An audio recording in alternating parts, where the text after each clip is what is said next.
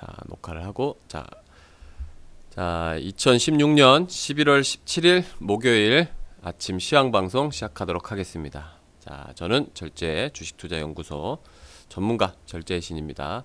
자, 유럽 증시 먼저 보고 가도록 하겠습니다. 유럽 증시는 어제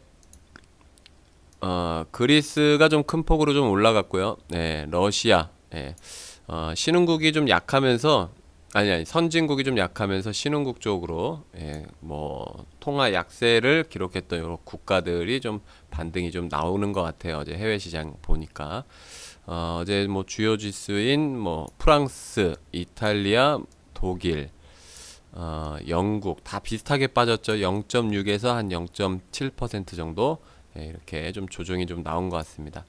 어제는 기존에 좀 강했던 은행권 섹터들이 좀 약세 흐름이 좀 나오면서 지수 하락을 좀 이끌었던 것 같습니다. 그리고 국제유가가 어제 45불 안착을 했는데 오늘 또 이제 좀 소폭 한 1% 정도 하락이 좀 나오면서 원자재 섹터들도 같이 좀 기술적인 반등이 좀 나왔다가 차익 실현이 좀 나오는 그런 흐름이 좀 이어졌다, 이렇게 좀 보시면 될 것 같아요. 금융주 중심으로 많이 빠졌습니다. 뭐 바클레이즈도 많이 빠졌고, 그리고 이탈리아 은행, 뭐 유니크레딧도 어제는 한 5%, 뭐 5%니까 굉장히 뭐 많이 빠진 거죠. 한 4%. 그리고 방코 포플라레가 어제도 한 2% 정도 조정이 좀 나오면서 지수를 끌어내렸다, 이렇게 좀 보시면 될 것 같고, 그리고 이 독일 같은 경우는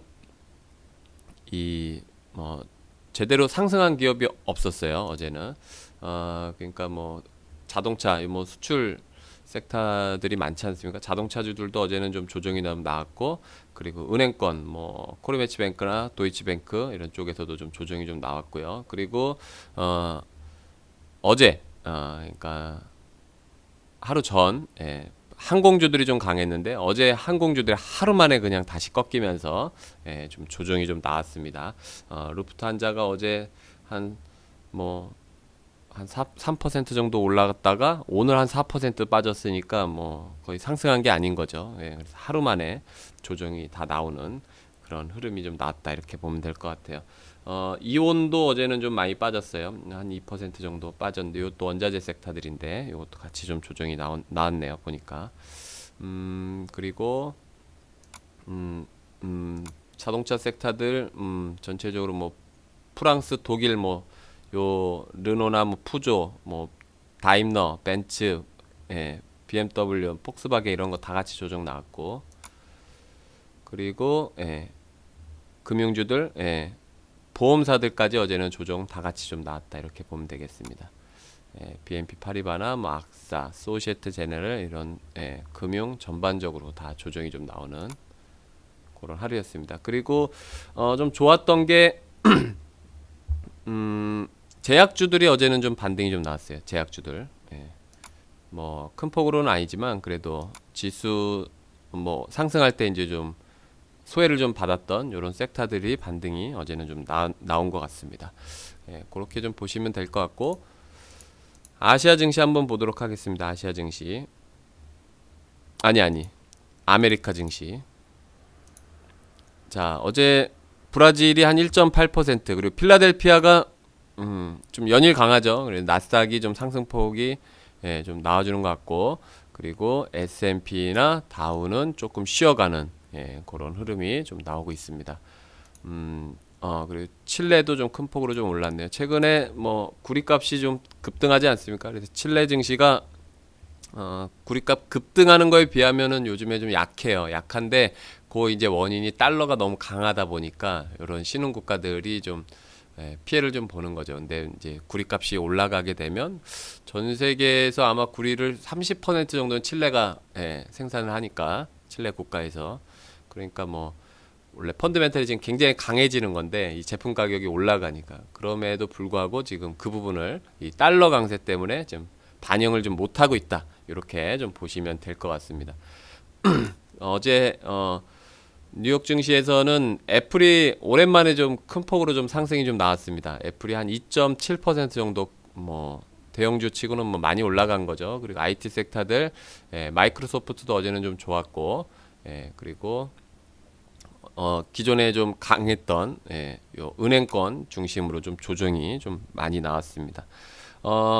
어제 그러니까 뉴욕 총재가 어제 그런 얘기가 좀 있었던 것 같아요. 대형 은행들이 자본 확충을 좀 해야 된다. 이런 얘기가 좀 나오면서 대형주들 중에서 이제 은행권 중심으로 좀 조정이 나왔는데 JP 모건이나 뭐 골드만삭스 한 2% 정도 하락하는 흐름이 좀 나왔고, 그리고 뭐 웰스파고나 뭐 뱅크 오브 아메리카 이런 쪽 다 같이 조정 나왔고, 그리고 우리 항공주들이 최근에 좀 좋지 않았습니까? 워렌 버핏이 지분 인수한다 그러면서. 근데 어제 차익 실현이 좀 나온 것 같아요. 아메리칸 항공이나 뭐 델타 항공, 그리고 뭐 유나이티드 항공 이런 쪽도 유럽 증시와 마찬가지로 좀 조정이 좀 나왔다. 그리고 최근에 좀 소외받았던 뭐 소매 판매 업종, 연말 시즌 이제 소비 시즌 아니겠습니까? 그러니까 요 때를 좀 대비해서 뭐 소비가 좀 늘어날 수 있다, 이런 이제 의견이 좀 나오면서 뭐 메이시스나 뭐 콜스 뭐 이런 쪽이 좀 급등하는 그런 흐름이 좀 나왔던 것 같습니다. 그리고 뭐니 해도 어제는 시장을 이끌었던 건 IT 섹터들이 대부분 좀 좋았습니다. 엔비디아도 어제 엔비디아가 요즘에 엄청나게 올라가죠. 지금 제가 차트를 좀 이렇게 그려드리면 뭐 한 이런 식으로 갔다가 지금 급등 실적 서프라이즈 나오면서 이렇게 급등하고 있거든요. 그래서 살짝 조정났다 지금 또 이런 상황이에요. 엄청나게 많이 올랐어요. 엔비디아가 시장을 좀 이끌어가고 있습니다. 요게 지금 가장 좀 큰 특징이고, 요 분위기가 IT 기업들을 좀 이끌어 올린 게 아닌가 좀 싶습니다. 우리나라도 어제는 좀 IT 반응들이 좀 괜찮았어요. IT 반응들이 어제는 좀 좋았는데 미국도 지금 좀 좋아지고 있다. 저는 IT 기업들이 지금 업황이 좋아요. 근데 업황이 좋은데 지금 트럼프가 당선된 이후로 지금 힘을 좀 못 쓰고 있는데 소프트웨어는 어떻게 될지 모르겠어요. 소프트웨어는 트럼프가 굉장히 좀 이 고평가라고 언급을 했던 그런 부분이 있어서, 그리고 공화당 이 정부가 공화당 출신 정부가 이제 이끌어갈 때는 IT 기업들이 보통 좀 약했거든요. 그래서 그런 어떤 과거의 어떤 사례로 봤을 때 좀 우려하는 것들이 좀 있는 것 같아요. 근데 뭐 그거는 실적이랑 사실은 연관은 없는 거죠. 실적이 좋으면 사실은 가야 되는 건데, 그쵸? 근데 지금 IT 기업들이 실적이 좋아지고 있는 건 팩트가 맞으니까 우리가 뭐 어떤 과거 사례로 비교하는 거는 사실 논리가 좀 부족한 거고, 지금 그래서 IT가 좋아지느냐, 그거를 좀 봐야 되는데 좋아지고 있는 건 맞아요. 그러니까 특히 거기서 하드웨어 쪽은 좋아지고 있는 게 확실하게 맞습니다. 그래서 하드웨어 쪽은 관심을 좀 갖고 좀 봐야 된다. 어제 애플도 많이 올랐지만 이 애플 관련주들, 그리고 어제는 요 분위기가 좀 살리면서 이 소프트웨어 기업들까지도 어제는 같이 반등이 좀 나왔습니다. 그렇게 좀 보시면 될 것 같고, 최근에 좀 강한 것들이, 그리고 산업재, 요 철강 섹터들 좀 강한데 어제 알코아도 굉장히 좀 많이 올랐어요. 알코아도 지금 거의 최고가거든요. 신고가 부근까지 와 있으니까 요쪽 우리 회원님들 관심 갖고 좀 보시면 좋을 것 같습니다. 그리고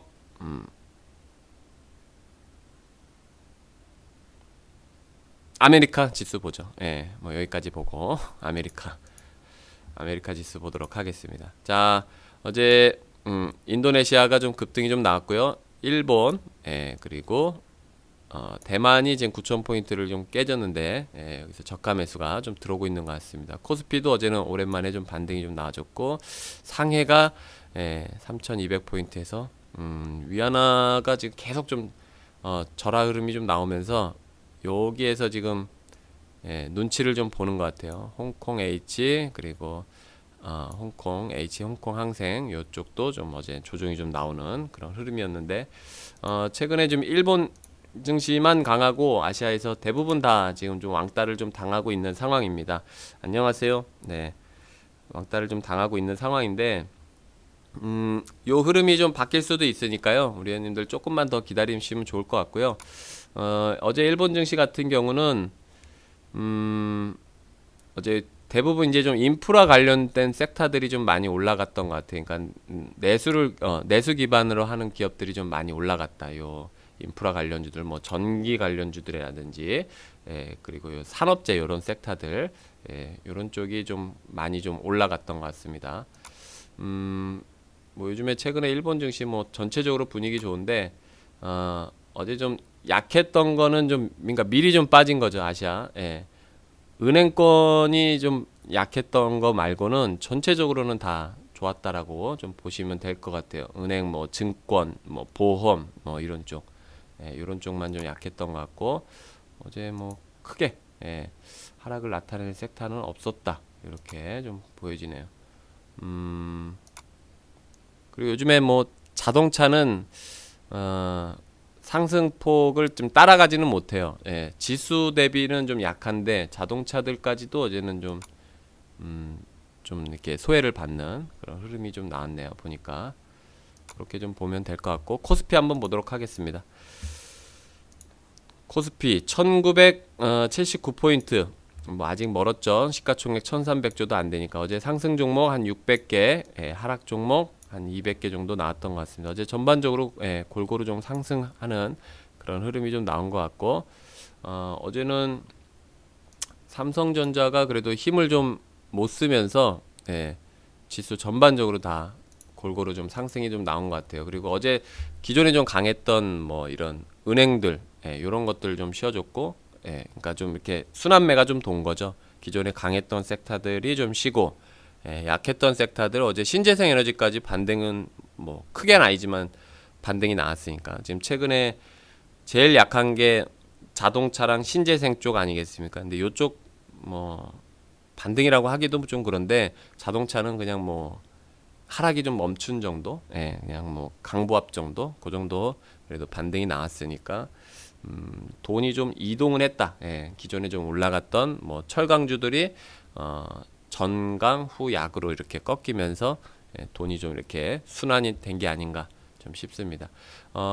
여기 보시면 개인들이랑 외국인들이 지금 매도가 좀 나왔죠. 그리고 최근에 기관들이 지금 꾸준히 매수가 좀 들어오는데요. 외국인들이 지금 100억으로 마감을 했어요. 어제 100억이고 그제가 한 500억 정도로 마감을 좀 했는데, 기존에 트럼프 당선되고 나서 뭐 거의 뭐 1000억, 2000억씩 매도가 나왔었거든요. 근데 이제는 매도가 좀 줄어들었다. 이렇게 좀 보고, 그 원인은 환율이 어제 좀 하락하면서, 지수가 상승이 나오면서 환율이 하락하면서 이런 흐름이 좀 나왔는데, 환율이 그러니까 요거는 좀 더 지켜봐야 되는데, 아무튼 장중에는 환율을 좀 주의 깊게 좀 봐야 될 것 같아요. 환율에 따라서 외국인들 수급이 지금 완전히 엇갈리고 있는 상황이니까, 요거는 좀 봐야 되는데, 그러더라도 우리가 1900포인트에서는 우리가 주식을 뭐 현금을 들고 있거나 뭐 그러는 거는 아닌 것 같아요. 아무리 뭐 시장이 안 좋더라도 주식을 꽉 들고 버텨야 된다, 이렇게 좀 보여집니다. 환율이 여기서 올라가 봐야 뭐 얼마나 올라가겠어요. 뭐 1200원대 보겠습니까? 저는 1200원대 보기 어렵다라고 봐요. 그리고 달러도 이제 꺾일 거라고 봅니다. 자, 코스닥 한번 보도록 하겠습니다. 코스닥은 지금 기존의 그 브렉시트 저점인 한 627포인트, 브렉시트 때가 620포인트 때였거든요. 거기까지 이제 회복을 좀 한 것 같아요. 이게 그러니까 직전 저점인 거죠. 우리 브렉시트 때 크게 한번 빠졌었으니까. 그래갖고 직전 저점까지는 이제 회복을 하는 흐름이 나는데, 이제 여기서부터가 이제 코스닥도 고비입니다. 어떻게 보면. 왜냐하면 전저점은 이제 저항의 역할을 좀 할 테니까, 어떤 심리적인 저항도 있고 펀더멘탈적으로 지금은 또 부담스러운 부분이 있기 때문에. 그리고 코스닥은 지금 강한, 그러니까 뭐 지금 글로벌 그 어떤 산업 중에서 강한 뭐 금융이나 뭐 산업재 이런 섹터들이 많지가 않잖아요, 코스닥 이 안에. 그래서 코스닥도 여기서 치고 나가기에는, 그러니까 뭐 증시를 이끌고 나갈 만한 뭐 그런 모멘텀이 있는 산업들이 많지가 않아요. 요 코스닥이 좀 여기서 더 반등이 나오려면 중국 쪽에서 어떤 액션이 있어야 돼요. 중국 쪽에서. 지금은 좀 그런 부분이 쉽지 않다. 이렇게 좀 보여지고, 그 어떤 정치적으로 이런 문제들이 좀 해결이 좀 되고, 좀 이렇게 완화돼야 코스닥도 좀 좋아질 것 같습니다. 여기 630포인트에서는 좀 제한적인 상승이 좀 나오지 않을까, 좀 그렇게 보여집니다. 어제 업종별로 보면 골고루 다 상승이 좀 나와줬고요. 탄력이 더 좋죠. 그리고 상승 종목 870개, 하락 종목 200개, 그리고 외국인 기관 양매수가 좀 들어왔습니다. 코스피보다 지금 상황은 더 좋은 그런 상황입니다. 코스피는 지금 삼성전자가 약하기 때문에, 삼성전자가 모멘텀이 없기 때문에 좀 약하죠. 수급적으로 봤을 때. 지금은 뭐 좀 부담되는 위치긴 한데, 그러더라도 우리가 종목만 잘 고르면 수익을 낼 수 있다, 이렇게 좀 보여집니다. 자, 뉴스 한번 보도록 하겠습니다. 자, 첫 번째 뉴스, 포드가 트럼프 관세에도 불구하고 그러니까 35% 관세 경고에도 불구하고 멕시코에 공장을 옮긴다고 합니다. 그러니까 이게 기존에 있던 원래 계획이거든요. 그러니까 그대로 이행한다, 이런 거죠. 잠시만요.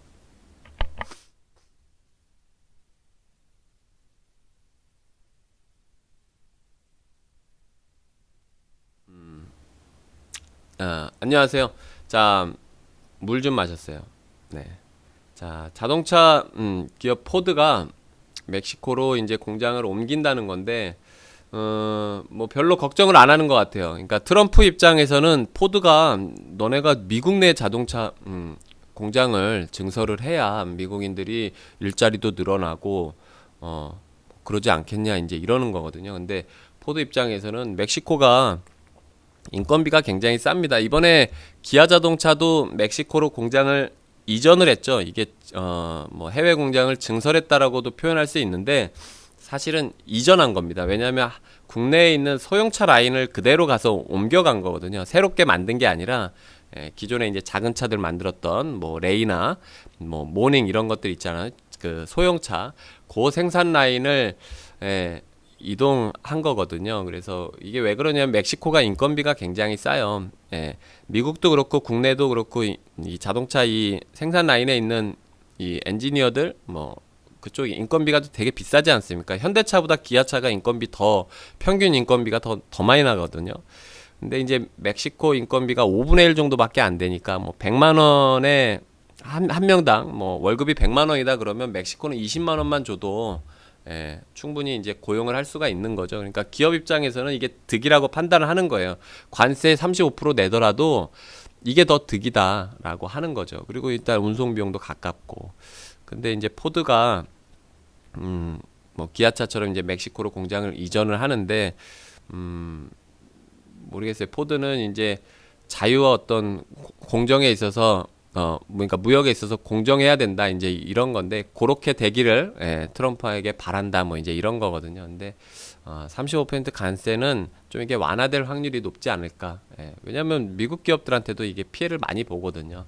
그래서 이런 것들이 좀 완화된다 그러면 뭐 기아차가 지금 신저가인데 그런 것들도 좀 이렇게 좀 모멘텀으로 작용할 수도 있겠죠.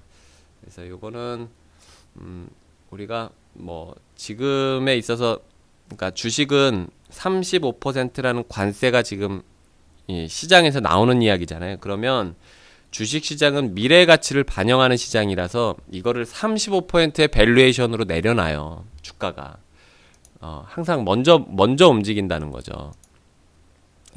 뭐 지금에 있는 우려감들을 그냥 주가로 환산했을 때 가격까지 이제 매도가 나온다는 거죠. 그러면 요런 게, 그러니까 최악의 상황을 반영을 하고 여기서 이제 더 이상 나빠지지 않으면 주식은 반등을 하는 거거든요. 그러니까 요게 조금만 완화만 되더라도 우리 국내 자동차 이 산업에게는 좀 어떤 우호적으로 작용을 할 것이다. 지금 이미 이런 악재들을 좀 저는 반영하고 있다라고 좀 보여집니다. 기아차가 많이 빠져봐야 3만 원은 3만 원 초반 뭐 이 정도 되지 않을까, 지금 현재 펀드멘탈로 봤을 때는. 그렇게 좀 참고하시면 좋을 것 같고요. 자, 두 번째 뉴스. 자, 두산인프라코어가 프랑스에서 굴삭기 147대 정도 수주를 좀 받았다 그러네요. 요게 프랑스에서 연간 어떤 수주 물량 중에 한 30% 정도 달하는 것 같아요. 그래서 좀 요즘에 두산인프라코어가 분위기가 좀 나쁘지 않은데 굉장히 좀 분위기가 좋죠. 근데 좀 또 호재가 또 좀 계속 좀 나와주고 있는 것 같습니다. 지금 두산이 2000년 중반, 뭐 가장 중국 경기 가장 좋을 때 한 2007년 요때 이렇게 수주 많이 요즘 상황처럼 수주가 좀 그때도 좀 많이 들어왔는데 좀 오랜만에 이렇게 좀 호황을 좀 맞이하는 것 같아요. 거기에 이제 구조조정도 많이 했고 그리고 이 쓸데없는 이제 그러니까 돈 안 될 것 같은 이런 자산들 많이 좀 매각하지 않았습니까? 공작기계 같은 것도 매각하고 그래서 지금 딱 남은 게 이제 굴삭기 요 사업부 딱 하나인데 그리고 이제 자회사 바켓이 있겠죠. 근데 요게 다 중소형 이 건설 장비 쪽이니까 요쪽으로 지금 사업을 집중하겠다고 하는 건데 요쪽에 지금 뭐 업황이 좀 괜찮다 이렇게 좀 두산을 저는 좋아하는 기업은 아닌데 좋은 건 좋은 거니까 지금 상황이 뭐가 좀 안 들립니까? 1.0으로 바꿔주면 잘 들린다고요. 잘 안 들리시는 분들은 얘기를 하세요. 네. 그래서 두산인프라코어가 지금 분위기는 좋은데 우리가 그래도 호재 이런 호재들이 지금 주가에 많이 반영이 되어 있어요.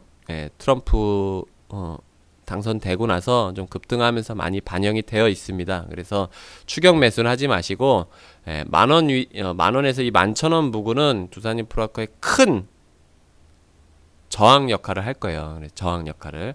그래서 눌림목이 좀 나오면 그럴 때 좀 관심을 갖는 게 좀 좋지 않을까 좀 싶네요. 자, 세 번째 뉴스. 자, 트럼프 노믹스죠. 자, FRB 12월 금리 인상 거의 뭐 확률이 100%에 근접했다고 좀 하는 겁니다.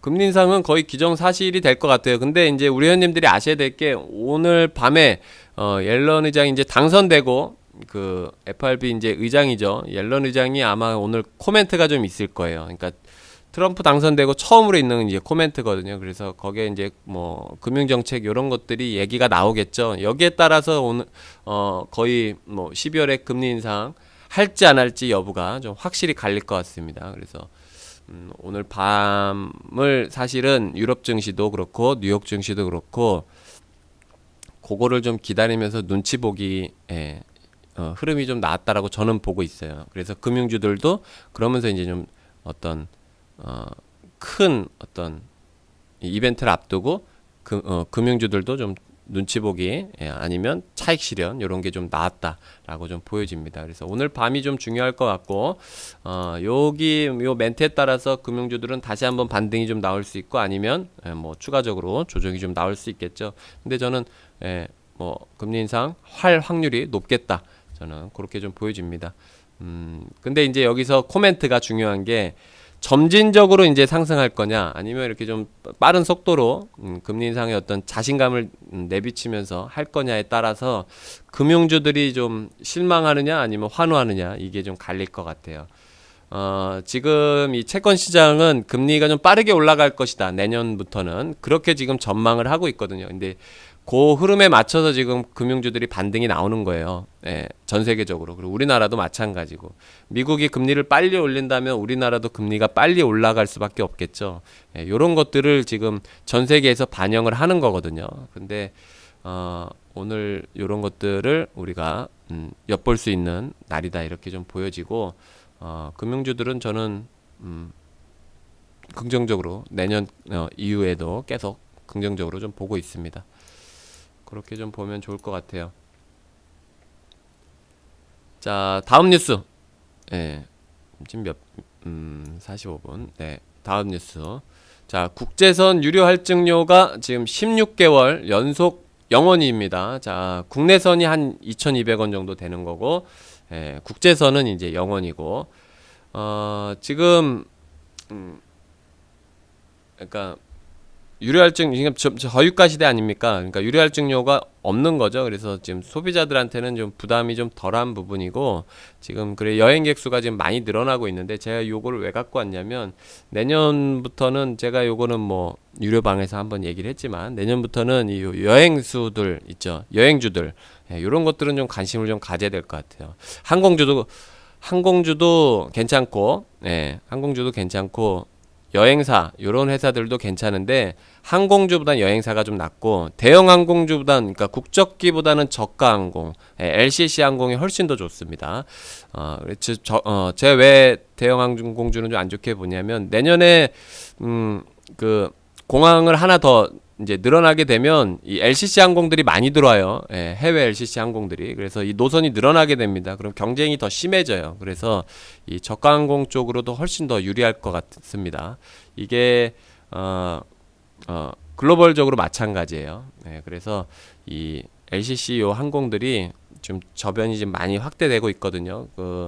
제주항공도 국내 매출이 원래는 많았는데 지금 국제 매출이 훨씬 더 많아지고 있어요. 그러니까 가까운 쪽은 LCC 항공이 가니까 아시아권은 뭐 다 가지 않습니까? 이 뭐 멀리 못 가는 거지. 그래서 이런 쪽 관심을 좀 갖고 우리나라 지금 뭐 진에어나 뭐 에어부산이나 뭐 에어 서울이나 이런 것들은 지금 상장이 안 되어 있잖아요. 대한항공, 아시아나항공 자회사지. 근데 이제 저가 항공사 중엔 제주항공이 유일하게 상장이 되어 있기 때문에 차라리 이런 쪽 지금 관심을 좀 갖고 보시고요. 그리고 여행사 하나투어나 뭐 모두투어나 이런 쪽 관심을 좀 갖고 좀 보시면 좋을 것 같습니다. 지금은 여행, 그러니까 우리나라도 마찬가지고 해외도 마찬가지고 뭐 물건을 사는 것보다 이 경험을 사는 거에 소비가 더 많이 늘어나고 있어요. 추세가.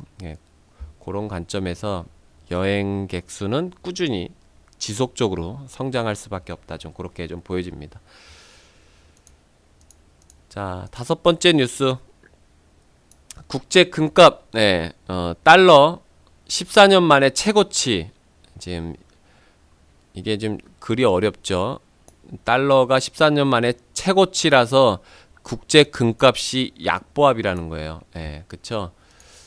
그래서 국제 금값이 요즘에 좀 약하다 이런 겁니다. 달러가 지금 14년 만에 최고치예요. 지금 달러 인덱스가 지금 100불, 100포인트를 넘어갔는데 이게 저도 거의 본 적이 없어요. 100포인트 넘어간 게. 버퍼링이 좀 있습니까? 왜 그러지? 버퍼링이 좀 있어요. 그러면 안 되는데.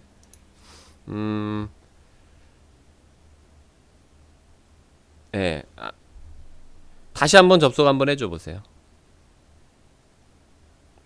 암튼 지금 국제 달러 가격이 지금 굉장히 좀 많이 올라가고 있는데 근데 이게 특이한 게 이게 달러의 버블일 수도 있고 아니면 원자재의 어떤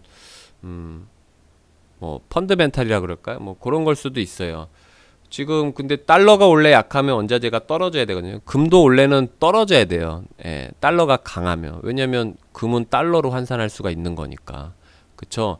그래서 달러가 비싸지는데 금이 버티거나 지금 달러가 비싸지는데 유가가 버티거나 뭐 구리가 뭐 상승한다든지 최근에 뭐 다 올라거든요. 뭐 팔라디움도 올라, 백금도 올라가고 은도 지금 괜찮고.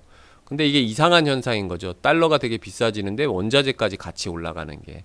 그래서 이 둘 중에 하나가 뭔가가 거짓말을 하고 있는 건데 저는 달러가 거짓말을 하고 있는 거다라고 봐요. 그래서 달러가 지금 버블이 끼고 있다. 저는 그렇게 좀 보고 14년 만에 지금 최고치인데 이게 좀 이상하다라고 보는 거죠. 근데 이게 그러니까 지금 달러가 금리 인상이 지금 가파르게 좀 오를 것이다. 이런 것들을 좀 반영하고 있는 것 같은데 요게 좀 한풀 꺾이게 되면 원자재 가격들은 지금 이 달러 인덱스 100포인트 시대에도 지금 버티는데 만약에 좀만 꺾이면 원자재 가격은 좀 급등할 수 있지 않을까. 좀 그렇게 좀 보여집니다. 그래서 요 구리나 뭐 요즘 최근에 좀 풍산이 좀 강하죠. 구리나 뭐 이런 원자재 섹터들 있죠. 뭐 국제유가 뭐 관련주들 이런 것들도 우리 회원님들 관심을 좀 갖고 좀 봐야 될 것 같습니다. 아니면 달러가 버티면서 원자재 가격이 좀 반등이 좀 나올 수도 있어요. 달러는 크게 안 빠지는데 원자재 가격은 상승이 나오는. 그러니까 상승만 멈춰도 저는 원자재 섹터들이 좀 좋아질 수 있다. 그렇게 좀 보여집니다. 자, 6번째 뉴스. 상장사 100조 내년 고점 돌파가 좀 가능하다는 거죠. 순이익이 100조가 좀 나왔어요. 올해 3분기가 좀 실적이 좀 안 좋게 나왔는데 작년에가 한 28조 정도 나왔거든요. 근데 올해가 지금 3분기 실적이 한 27조 정도 나왔습니다. 근데 요거를 삼성전자가 이번에 실적이 모바일 사업부에서 한 3조 정도 까먹었잖아요. 그 3조 까먹고 그 현대차가 지금 파업하면서 한 5천억 정도 실적 까먹었거든요. 3분기만. 그럼에도 불구하고 작년과 비교했을 때는 큰 차이가 없어요. 28조랑 27조니까. 예. 그러면 삼성전자랑 뭐 현대차만 좀 받쳐줬으면 우리가 30조가 넘어갈 수 있었다는 뭐 계산이 나오겠죠. 예. 그래서 실적은 사실 되게 좋았던 겁니다. 이 일회성 어떤 이벤트만 아니면.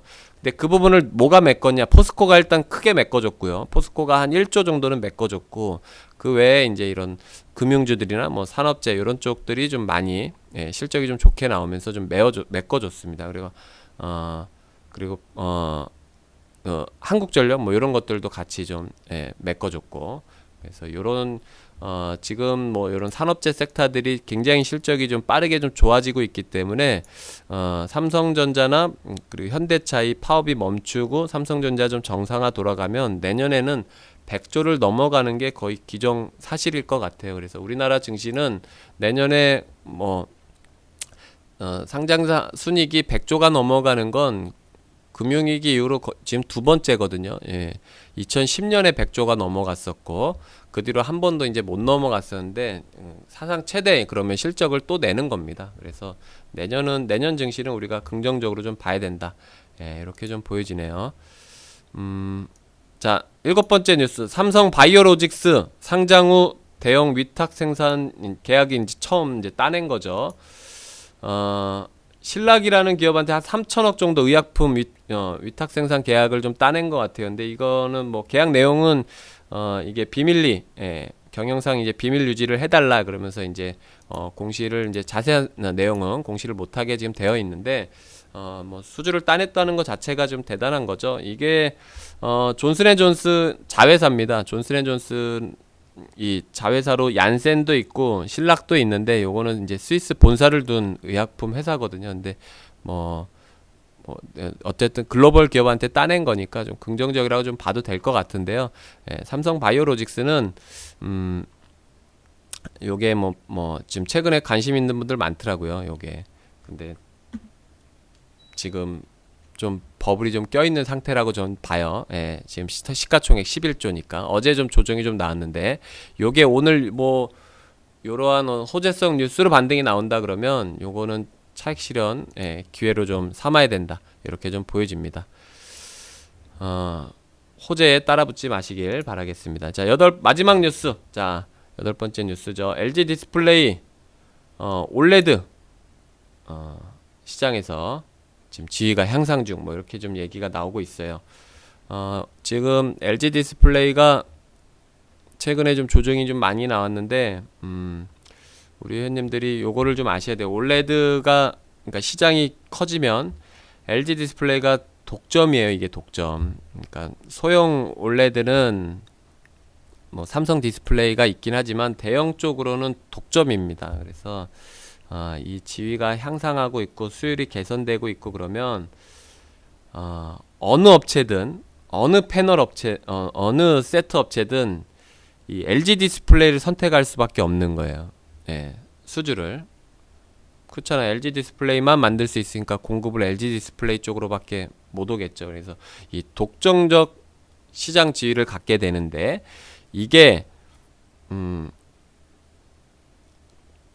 그러니까 뭐 처음 있는 일이에요. 한 번도 LG가 뭐 독점적 시장 지위를 가져본 적이 없어요. 그래서 이게 어떻게 될지 아무도 모릅니다. 그래서 요거는 되게 우리가 독점이라는 건 되게 무서운 거거든요. 가격 경쟁력을 갖고 있어요. 가격 결정권을 갖고 있는 거죠. 그러니까 요거는 LG가 앞으로 이게 앞으로 독점적 지위가 내년에 뭐 가능한 것만 아니고 한 2020년까지도 거의 가능해요. 예. 왜냐하면 다른 기업들이 양산하는 데까지 지금 기술 개발도 못 하고 있는데 양산하고 어떤 수율을 극복하는 데는 굉장히 오랜 시간이 걸립니다. LG가 지금 벌써 지금 4, 5년이 걸린 것처럼 그들도 이제 그렇게 그 과정을 거쳐야 되기 때문에 이거는 2020년까지 우리가 꾸준히 좀 관심 있게 좀 봐야 될 것 같습니다. 요거는 뭐 제가 꾸준히 얘기를 한번 해드리도록 하겠습니다. 자, 시간이 다 됐어요. 오늘 아침 시황 방송은 여기까지 하도록 하겠습니다. 우리 회원님들 고맙습니다. 자, 함께 부자되는 절제 주식투자연구소 되도록 노력 많이 하겠습니다. 고맙습니다.